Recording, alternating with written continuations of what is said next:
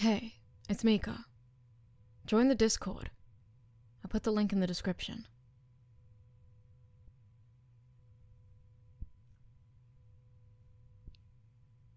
Downhill by Ecstasy.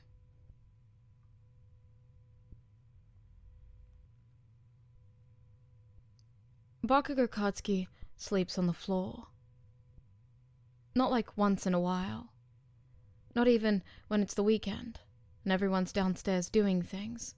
So people tend to pass out where they lay as the night creeps into early morning. No. Bakugou purposefully seeks out floor space to crash onto and sleep. He brings his own blankets. His comforter is the ridiculous kind of puffy. Like the sort they would put on people who are almost frozen solid. And they want them to feel one last bit of the world's kindness before death takes them. Dude, Kirishima says, to a fluffy mound of blankets one evening. Why are you sleeping on the floor? You have a room. My room is too fucking cold. It's warmer down here, growls the blankets. Get a space heater. Mind your fucking business. Bakugou sleeping in the common areas like it's no big deal seems to give everyone else permission to be just as bizarre. And little by little, Kirishima starts learning things about his classmates he never knew. Sometimes never wanted to know.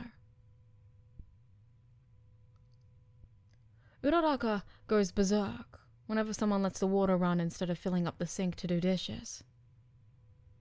It's wasteful, she'll argue, to anyone who will or will not listen.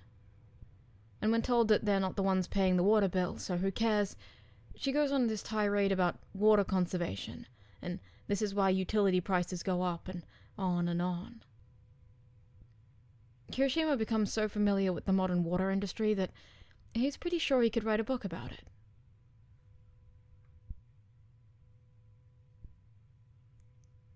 Aoyama does not like coffee. He actually hates coffee. Whenever people make coffee, he sneers at the machine as he passes by for his French whatever teas with little pieces of actual flowers floating in them. Kirishima asked him once what was wrong with plain old green tea, and Aoyama had given him that ridiculous coy smile, before pulling down more boxes of tea than Kirishima knew could fit in that cabinet.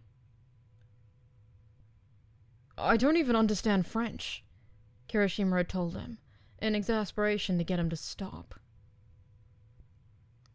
Isn't French press a thing? A coffee thing? Sero, the voice of reason, saves Kirishima probably so he can cash in on a favor at a later time. Aren't you into French stuff? Aoyama nearly has an aneurysm, repeating, No, 6 times in a row, before Kirishima can escape.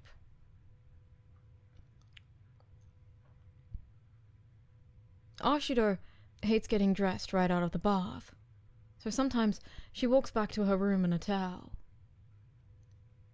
You're gay. Protect me from Mineta, she demands of Kirishima one day.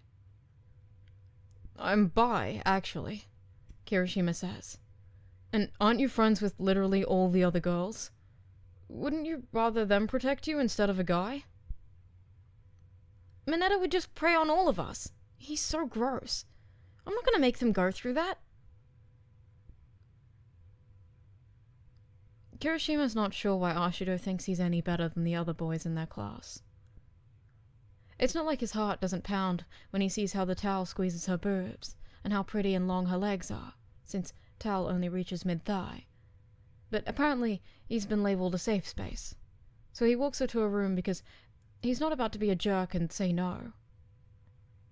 He'll just have to make sure to keep his eyes forward. Why don't you get dressed after your bath? It's all steamy in there. I don't get totally dry. And, you're supposed to let your skin air dry. It's better for it. Kirishima never knew so much about skin, either. Zero eats peanut butter and Nutella and other spreads right out of the jar. Jiro leaves her socks all over the place. Ida will literally dump out other people's drinks if they don't use the coasters he's placed strategically in neat stacks upon every single wooden surface. Tokoyami drops feathers in the baths, like the little down ones that are impossible to pick up. Koda is so quiet that he has, and will continue to inadvertently sneak up on people and scare the living daylights out of them. Sato bakes like crazy, and leaves the dishes for someone else to do. Yaoyorozu likes weird foods that stink up the fridge. Todoroki didn't even know how to take the trash outside. Kirishima had to show him. Okay, Kaminari tells Kirishima one day, when most of them are lounging around on the couches after a particularly grueling exercise day. Aside from the fact that you get to see Ashido in a towel like 5 times a week. Dude, I didn't ask for that. We've all decided you're a good guy, so you're the den mother now. Kirishima looks over the collection of his classmates, minus a few key players. He settles on Tsuyu because she's usually reasonable, good head on her shoulders, doesn't often shift responsibility onto others like Kaminari is currently doing. What's this about? You're a den mother, Ribbit. I'm not going to be anyone's Wouldn't Ida be a better den mother? He's the class president. Through laborious discussion, the students of 1A come to a near unanimous decision that Ida, as class president, already has too much on his plate, and therefore cannot possibly be their den mother. He would create even more rules and then enforce them. Unacceptable. I don't even know what a den mother does. It's cool, man. You're already doing it. When Kirishima does put Kaminari into a headlock for about 5 oppressively sweaty minutes, upon further reflection he has to admit that he is. He is already doing it. Damn it.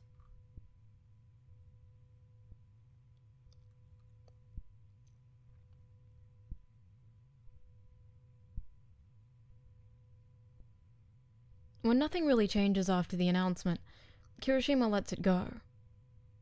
He has his own studies to focus on after all, and finals do not suddenly halt their terrifying approach just because his classmates/roommates are really weird, really eccentric people.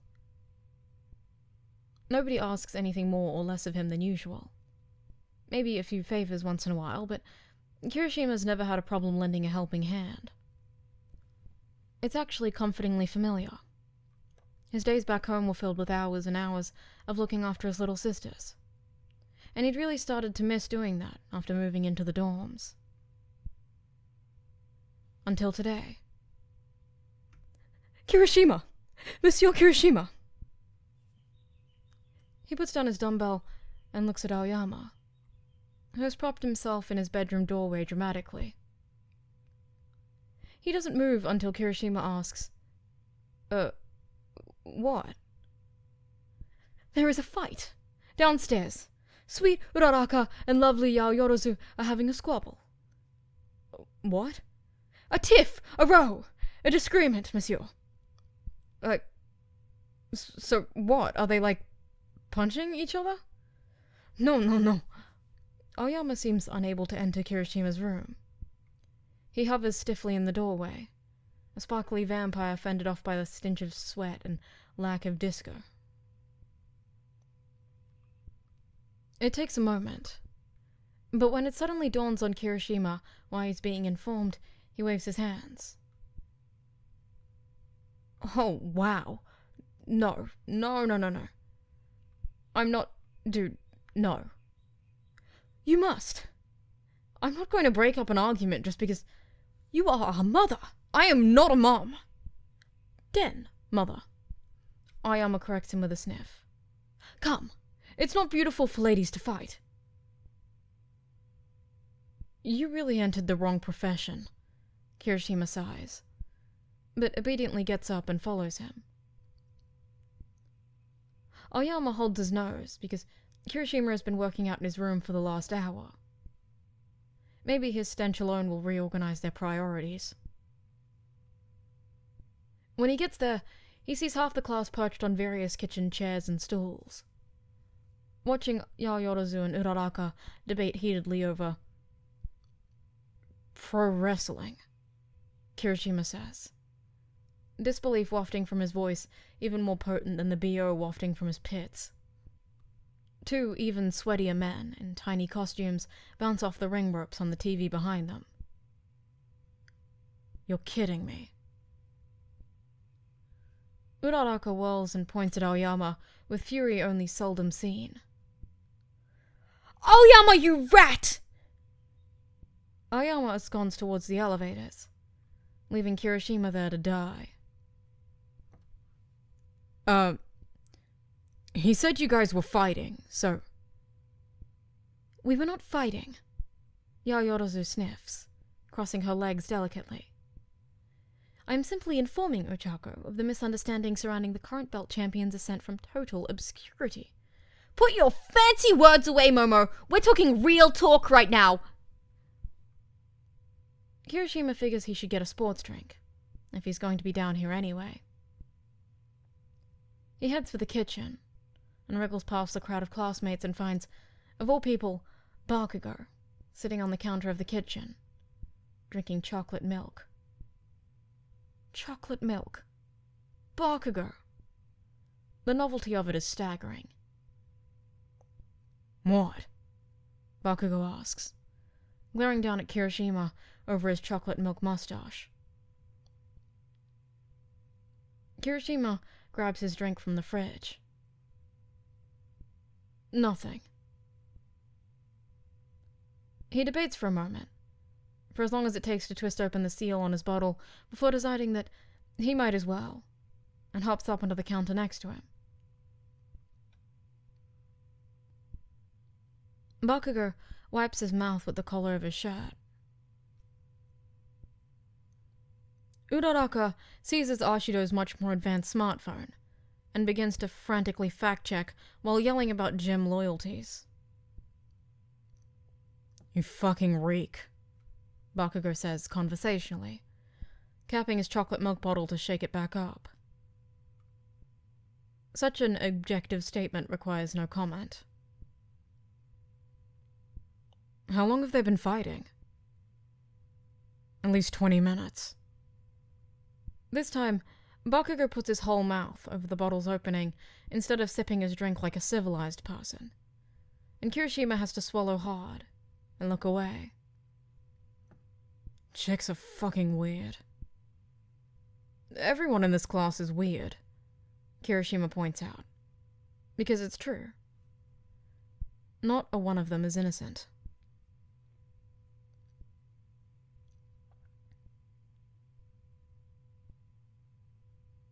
For 2 weeks, Kirishima has no hair gel, and he feels like a complete fool. Kaminari doesn't understand. Kaminari, with his unique hair streaks and his supermodel looks, he doesn't understand a damn thing about what the working class has to go through. Just go to the store and get some hair gel, he tells Kirishima. Like it's that simple. Dude, look at my hair. Kirishima holds up a chunk of it. It's thick. It's powerful. I can't get it to stand up right if I don't use the stuff I order. It will just flop over like 2 hours later. Seto has the nerve to say, we always thought you were like, using your quirk to make it stand up or something. It doesn't work like that. My quirk makes it rock hard. I can't it doesn't make it stand up, Kaminari sips his water. Can't you just train? You know, get good? How can I get good? My hair's dead. It doesn't have any muscles. Hair isn't dead, dude. It grows from your skull, doesn't it? Yeah, but it's dead when it leaves your scalp. What? It's dead. My hair is dead. Kirishima is trying to explain to Kaminari why his hair doesn't just go up like he's suggesting hair should do, when Bakugou walks by and grabs Kirishima's hair. No, he doesn't just grab his hair.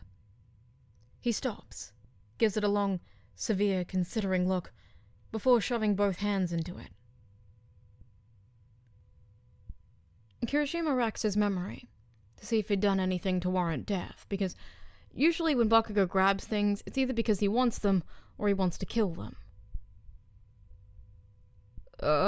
My dude, says Kirishima, when he can't recall having insulted Bakugou's favorite idol, heavy metal fusion band, or having recently taken some of his food when he wasn't looking. Everything okay? You need to cut it, growls Bakugou, the world's most aggressive Good Samaritan. Maybe Kirishima should stop concentrating on how good it feels to have Bakugou's fingers in his hair, and instead listen to the guy with explosive hands, cradling his crackable eggshell skull. Huh? You need to cut. And here he pulls, ignoring Kirishima's yelps and squatting hands.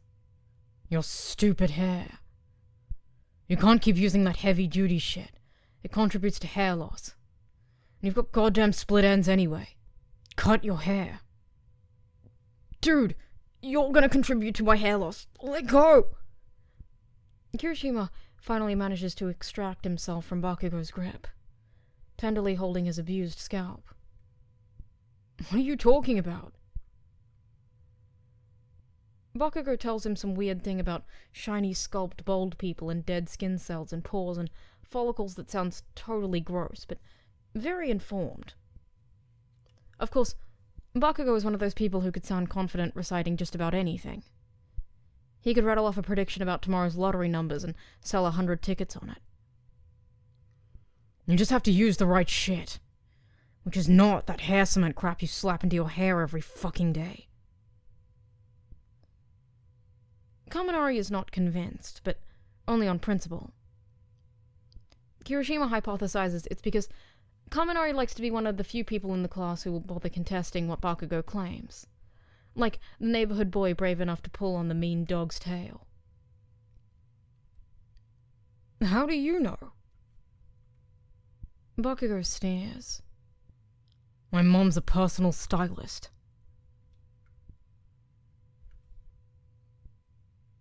Kirishima can feel the attitude between the three of them shift. He can tell through some incredible higher-level shared synaptic responses shit that he, Zero, and Kaminari are all wondering the same thing. Does she practice on Bakugou? It's hard to tell sometimes if Bakugou is attractive. His face is perpetually scrunched up into disgust for the peasants he has to associate with in daily life. Brows drawn down and wrinkled, lips curled. He looks like Yakuza, but like one of those low-tier guys, Uraraka had once idly observed, watching Bakugou squat on some fake rubble during an exercise. Look at that. Give him a dragon tattoo and he'd fit right in. During lunch, Kirishima asked Bakugou if he would like to get a dragon tattoo one day. To which Bakugou responded, "Shit, that'd be wicked," thusly enduring everyone's choked laughter in furious confusion for nearly a full minute before trying to upend the table. You know, your ass is weird too. Kirishima returns from his out-of-body mind-sharing experience. Huh? You. Bakugou's eyes are like two little stoplights, two blots of do not cross, as he glares at Kirishima like he can tell they were remembering some embarrassing shit about him. You're just as weird as the rest of them. Yeah, I know, Kirishima says in confusion, because one does not purchase a clock with flexing arms on it unless one is perfectly comfortable with his own oddities. Bakugou leaves Kaminari and Sero looking just as befuddled as Kirishima feels. What the hell was that? Sarah wonders out loud. Did you piss him off? Maybe he seriously hates your hair, Kaminari suggests. Ever helpful. Still, Kirishima can understand that.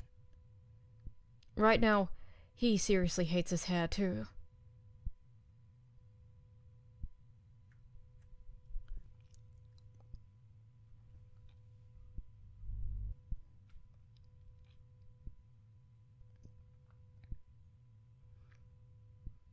Tokoyami dropped something out of his locker one day, when they're changing for gym. Yo, Kirishima says, stooping to scoop it up. It's some crazy necklace with a pendant, this upside-down cross coming out of the eyes and a mouth of the skull, and... You see nothing, Tokoyami hisses, as he snatches it and stuffs it back into his locker. He must feel bad, though, because despite the blush Kirishima can see creeping down the back of his neck, he turns just enough to flick a look at Kirishima over his shoulder. Thank you. Kirishima barely manages to get in a hesitant, sure, before Tokoyami is already struggling into his cloak and hurrying off. So he decides then and there that this is something to investigate. He jumps Tokoyami after class. Hey, can we talk? Tokoyami looks at him down his nose, beak, the front of his face, which is a long way to look because there's a lot of it. But he finally nods and sighs, and unhooks Kirishima's arms from around his shoulders. Come, he says wearily, leading the way back around the practice gyms. The wind is consistently strong enough on the gym side of the building that all the trees grow their branches in its wake. It makes the hill, baffled of the afternoon sun, feel unreasonably cold from noon to night. Kirishima watches in amazement as Tokoyami's feathers auto-poof to retain heat. At least, he thinks that's what it is. Birds do that to retain heat, or to look bigger and thus more intimidating, but Tokoyami isn't a bird, so he can't possibly be trying to intimidate Kirishima or anything. You wish to speak to me, Tokoyami states, in a tone of voice that leads Kirishima to believe he's had to redirect people's attention from his poofy feathers more than once. Yeah. I just wanted to ask what's up. He doesn't even need to see Tokoyami's deadpan expression to know how lame that sounded. So he clears his throat and tries again. I mean, not in a general way, obviously, but, like, you always get so cagey and stuff when people notice the punk thing. Goth, Tokoyami mutters, shoving his hands into his pockets. Goth thing, Kirishima corrects himself. I'm just saying. How come you're embarrassed? It's stuff you like, right? Tokoyami leans against the wall, staring somewhere around Kirishima's knees. I'm not accustomed to people simply accepting it as something I like. Kirishima decides to go for it, and leans against the wall next to Tokoyami before sinking into a crouch. Can't look down and away if that's where his eyes are. What, because of your quirk? Kirishima tilts his head thoughtfully. Did you get picked on in middle school or something? Tokoyami manages to find a place to look away. The bastard. Gotcha. Kirishima nods. Okay, I'll cool it with the questions. Goth stuff is on the down low. Nobody has to know. I didn't see nothing. Tokoyami eyeballs him hard enough that Kirishima feels kind of like a mouse, lecturing a hawk. You're a curious person, Tokoyami mumbles, which isn't at all what Kirishima expected after a look like that. Sure. I like to know stuff as much as the next guy. That's not what I meant. What the heck else could he have meant? But Tokoyami doesn't seem inclined to elaborate, so Kirishima just pushes himself up to stand properly, stretching his arms over his head. Anyway, try not to be so embarrassed. It took me a while too, but this place isn't like other schools. I don't think you'll catch a lot of crap for things like that here. We'll take that wisdom under advisement, promises Tokoyami, still giving him that weird look. It's probably the best he's going to get.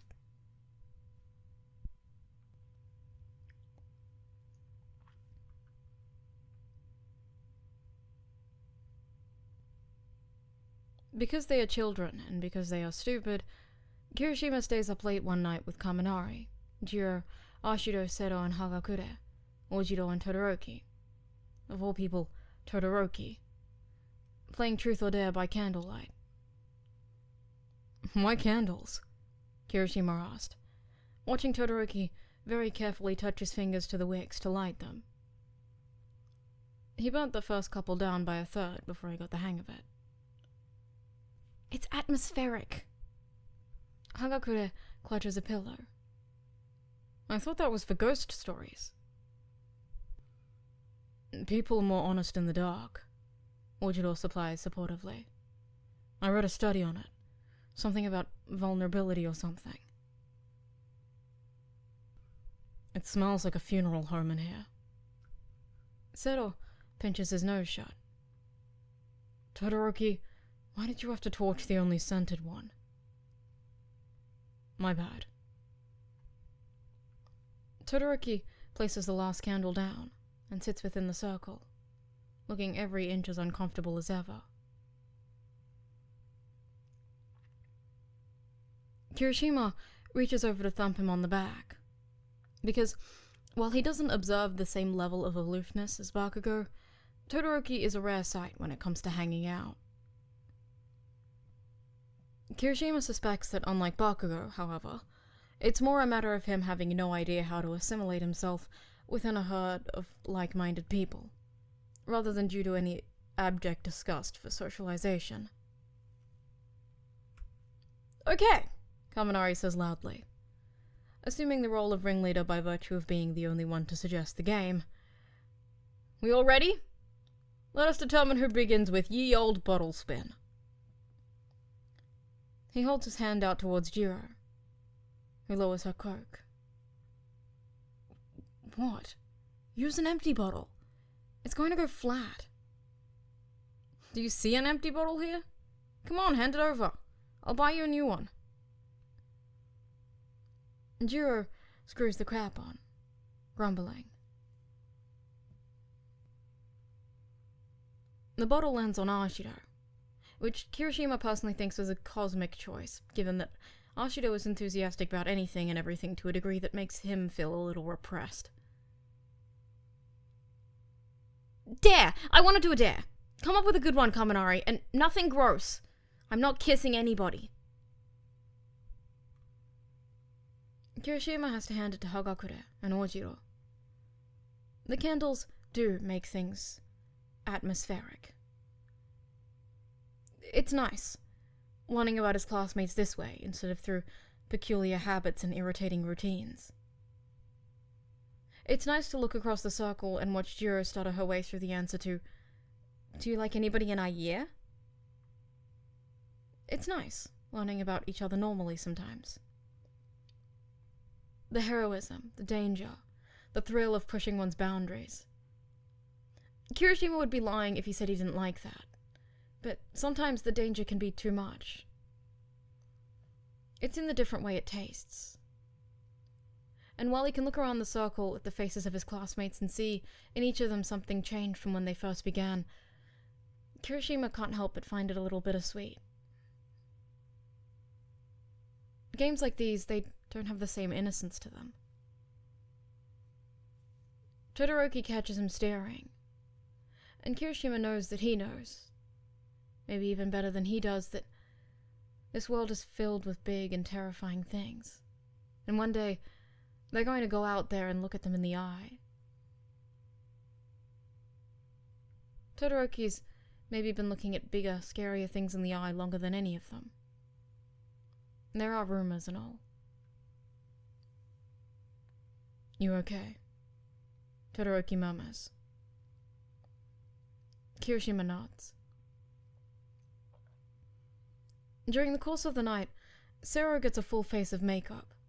Hagakure eats some of Bakugou's totally off-limits super spicy curry from the fridge and cries. Ojiro stands outside on the roof in his boxers and does an alien invitation chant while Kaminari films it.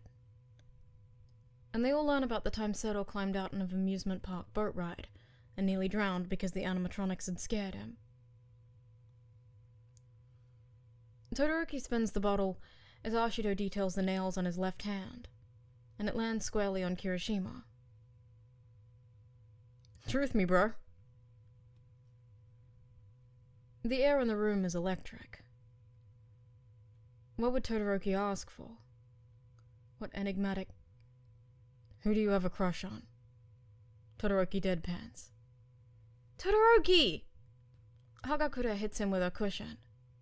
You just copied my question from earlier. Todoroki blows on his nails when Ashido instructs him to do so. I didn't know what else to ask.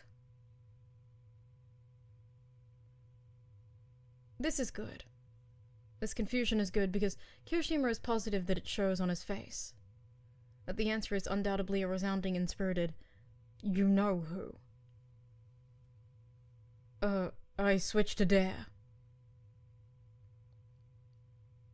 You can't do that.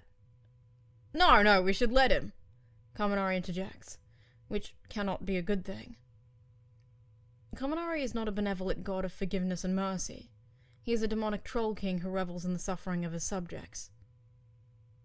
Todoroki, come on, man. Dare him. Todoroki sighs. And Kirishima feels kinda bad. The guy's already made it clear he's not used to this kind of thing. He's probably already tried hard enough just coming up with, go confess to your crush. Fuck Todoroki. Dude! Kaminari, the bastard, is rolling around on the ground laughing his ass off. You asked for a dare, and the man gave you a dare! Oh shit, I knew it would be good. I didn't think it'd be that good. There comes a time in a man's life where he has to determine where to draw the line. He could sit here and be a little piss bucket about this, refuse to do the dare and take the penalty. Or he could fortify and prove his courage and bravery extends past the battlefield. He could make a stand, here and now, and show this small group of people the strength of his spirit before debuting it to the entire world. That's right.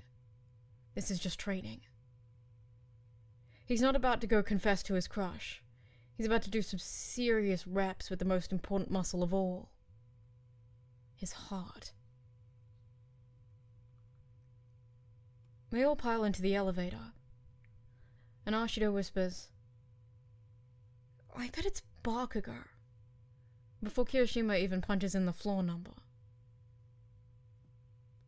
Can you not ruin it, please? Kirishima asks. Please. Jiro is brutal, and presses the button for him. Like we didn't know who it was. That could be a good sign.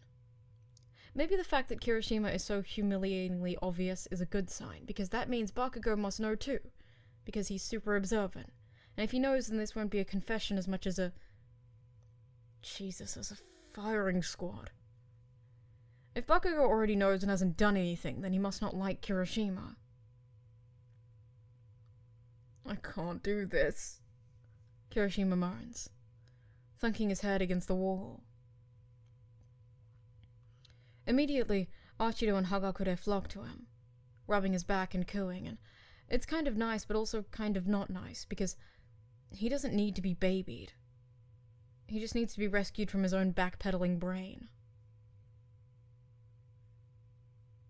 Kirishima, Kaminari says seriously, trapping him there against the wall with both of his hands, all covered on and shit. I'm going to talk to you now, as your truest bro. Are you ready for this? Prepare your spirit. Kirishima closes his eyes and breathes deep. Okay. Kaminari smacks the wall. You gotta go get that dick! Jiro slaps the back of his head, but he continues on doggedly. I'm serious. You're one of the chillingest guys I know, but sometimes, my dude, you are as stubborn as a mountain. Bakugou will literally never in his lifetime bring something up like this, because it's not in his aesthetic. I can feel it, as a stylish person. Okay, laughs Sarah. I mean it! Kaminari leans out of his space. That points to his eyes.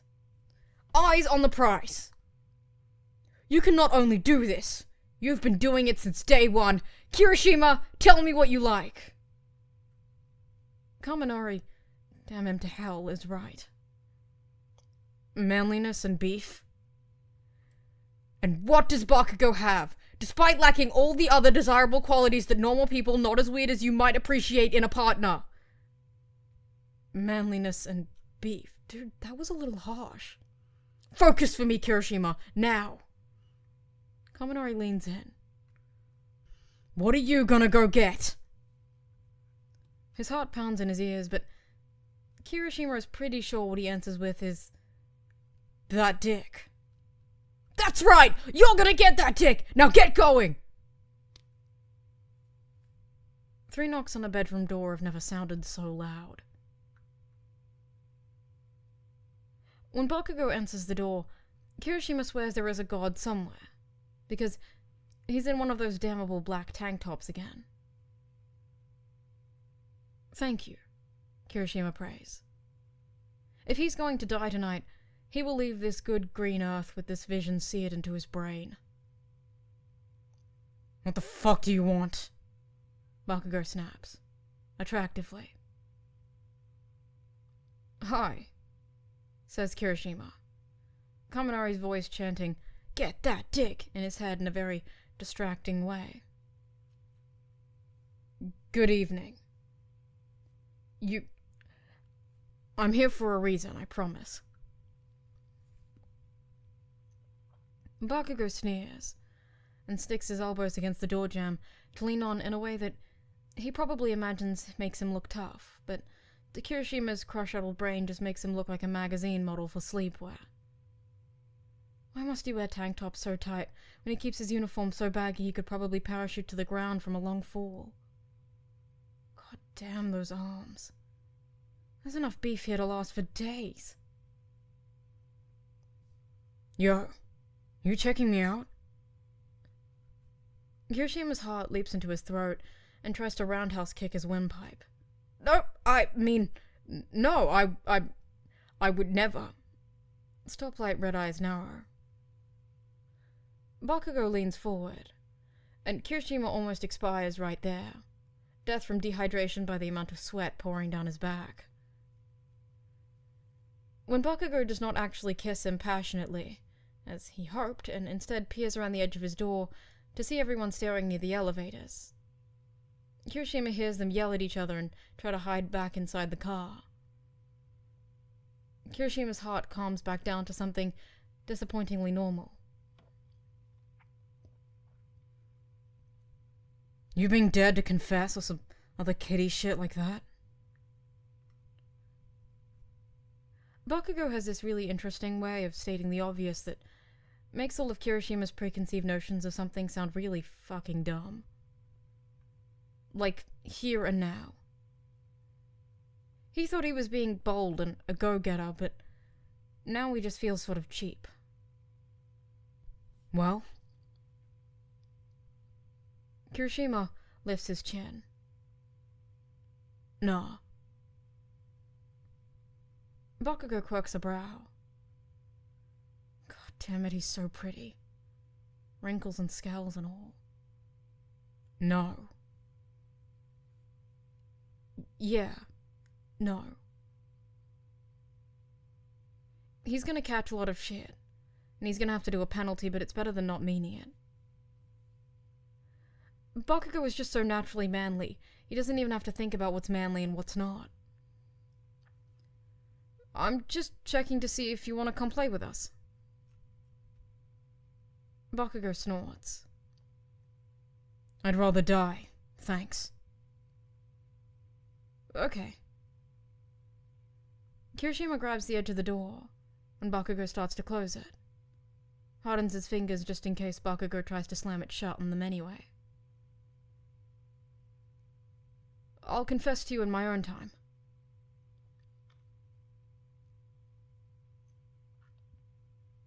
When his glare remains unchanged, Kirishima wonders for a moment if he's just destroyed everything he's ever had, or could have had with Bakugou Katsuki. When it deepens, he knows he has. Knows he's just gone and fundamentally fucked up something good. His stomach twists. His sinuses sting, that annoying pre-cry burn that makes him want to turn tail and run before Bakugou can see it. My friends still care about me, Kirishima reminds himself. Life is not over just because the boy he likes hates his guts now. There are still things to live for.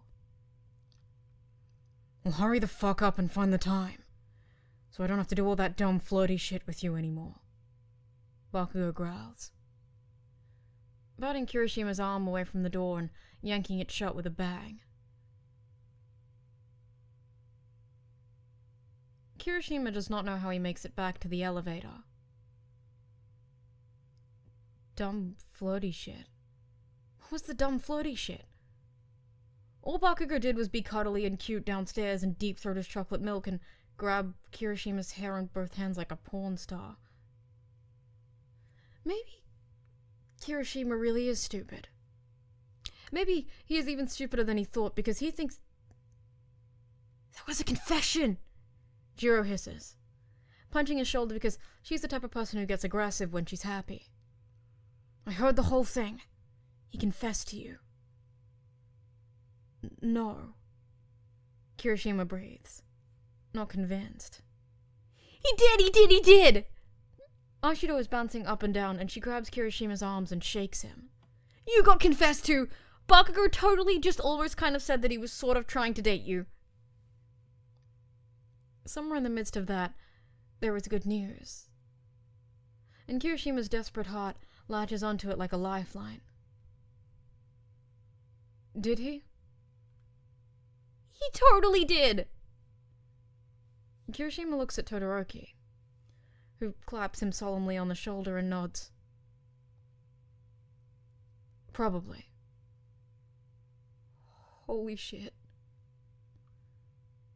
Kirishima's knees go weak, and he slides down the side of the elevator because if Todoroki says it sounds like a confession, it must have been obvious. He really honestly got a confession from Bakugou. From Bakugou Katsuki, from the guy with the loudest voice and the meanest yell and the angriest face and the tightest tank tops in the entire school. Holy shit! Holy shit, I gotta go get back! Seto pushes the buttons to open the doors, because they hadn't even tried to go back to the lobby. They know him. These people. All his classmates. While he's been learning about them, day in and day out. Finding out their tics and their habits and their routines. While he's been breaking up their fights and walking them to their rooms and telling them to call it already with the coffee hate. They've been learning about him, too. About his crush, about his impulsiveness, about his spirit and strength, and that sometimes, even though he can work up his own momentum, he really is a little like a rock at the top of the hill. All he needs is a little push. Go get the dick, Mom. Hagakure giggles, her invisible hand against his back, shoving him out of the elevator. Kirishima does not get the dick. He probably won't get the dick for a while, because while he likes Bakugou, a whole lot, the idea of taking off his clothes with him is as petrifying as it is awesome. He's good with tank tops, with the way Bakugou's arms flex as he stretches them over his head and tells Kirishima, "Well, get the fuck in here already," and lets him into his room to see his 2 shelves of All Might merch, and threatens to kill Kirishima if he ever breathes a word about it to anyone. Bakugou sleeps on the floor downstairs, drinks chocolate milk, has a stylist for a mother, and brought 2 whole shelves of All Might figurines to school with him. Kirishima grins. It's gonna be all downhill from here. Hey, it's Miko. Maybe like, maybe subscribe, definitely comment, and maybe join the Discord. We're pretty cool over there. Here's the ending segment. But also, at Ghost King, it's pronounced Leo for Piper's friend. So hashtag #1 acehole. Isn't that how he's been pronouncing it? But honestly, I can't tell. Accent. Hashtag #1 acehole. Damn. Sherlock's homo. I mean, I thought we all knew that. Hashtag #1 acehole. Racist. Joking. But Australian sigh. Thank you to Ace for compiling these as usual, and have a good week.